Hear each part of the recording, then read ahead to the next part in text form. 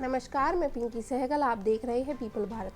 Baspa supremo Mayawati का जन्मदिन आज है। ऐसे में आज का दिन पार्टी के कार्यकर्ता जन कल्याणकारी दिवस के रूप में मना रहे हैं। मायावती के जन्मदिन पर सुबह से ही लखनऊ स्थित पार्टी कार्यालय पर लोगों का जमावड़ा लगा हुआ है। वहीं पार्टी कार्यालय पर आज 11 बजे से एक प्रेस कॉन्फ्रेंस का आयोजन किया गया, जिसमें पार्टी के कार्यकर्ताओं के बीच मायावती के जन्मदिन को लेकर उत्साह देखा गया।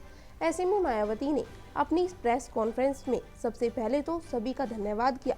उसके साथ ही 2024 के लोकसभा चुनावों में अपनी पार्टी का रुख भी साफ कर दिया। हमारी पार्टी देश में जल्दी ही घोषित होने वाले लोकसभा के ये आम चुनाव यहाँ गरीबों एवं उपेक्षित वर्गों में से विशेषकर दलितों, आदिवासियों, अति पिछड़े वर्गों, मुस्लिम व अन्य धार्मिक अल्पसंख्यक समाज के लोगों के बलबूते पर ही पूरी तैयारी व दमदारी के साथ अकेले ही लड़ेगी।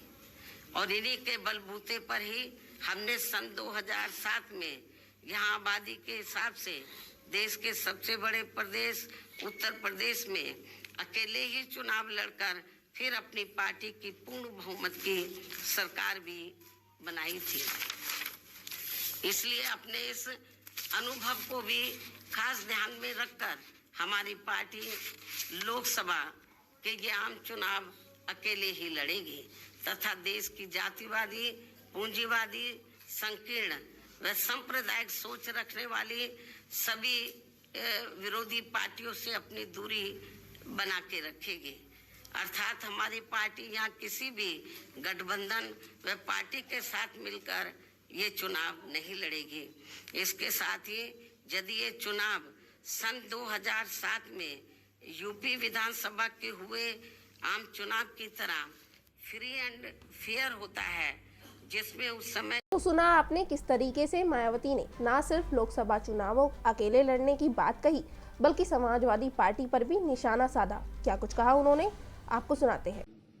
बीएसपी से जुड़ना तथा इन्हें फिर सत्ता तक पहुंचना बहुत जरूरी है, किंतु इन्हें यहाँ ये बात भी जरूर ध्यान में रखकर चलना होगा कि ये लोग अपने इस मकसद में कामयाब ना हो सके तो उसके लिए यहाँ सभी विरोधी पार्टियां अंदर अंदर एक होकर व किस्म किस्म के साम दाम दंड भेद आदि अनेकों हथकंडे इस्तेमाल करके इन्हें हमेशा सत्ता से दूर बनाए रखना चाहती हैं, जिनसे इन्हें हर स्तर पर सावधान रहना होगा तथा गुमराह भी नहीं होना है।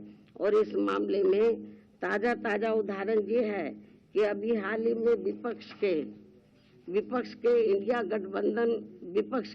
गठबंधन को लेकर जिस प्रकार से सपा मुखिया ने एक सोची समझी रणनीति के तहत बीएसपी के लोगों को गुमराह करने के उद्देश्य से कुछ ही घंटों के अंदर बीएसपी प्रमुख के प्रति गिरगिट की तरह अपना रंग बदला है, तो उससे भी पार्टी के लोगों को जरूर सावधान रहना। Subscribe now and press the bell icon.